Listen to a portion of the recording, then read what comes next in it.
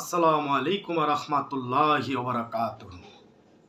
আলহামদুলিল্লাহ, রাসূলে কারীম, আম্মা বাদ।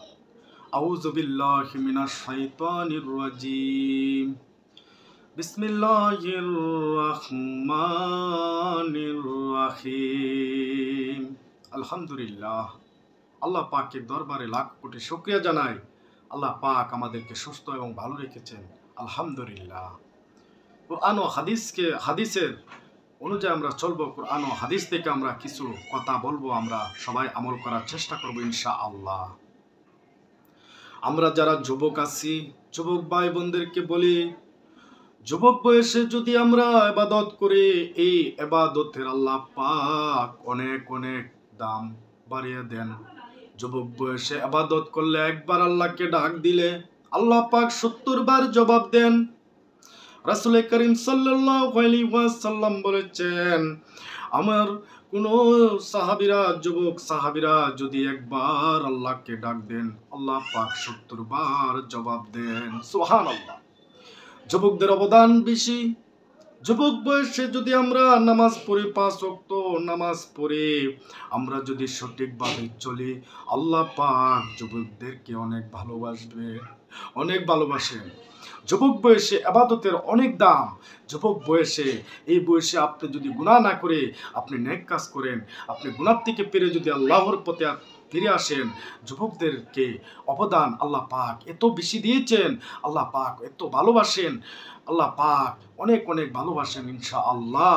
আমরা যুবক যারা আছি, আমরা এই ইবাদত করে যাব। যুবক বয়সে যারা ইবাদত করেছেন এবং করতেছেন, ইনশাআল্লাহ আল্লাহ পাকের আরশের ছায়ার তলে রাখবেন।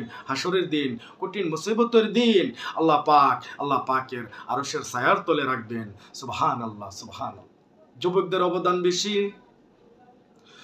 যুবককালে অনেক সাহাবীরা ইসলাম গ্রহণ করেছেন।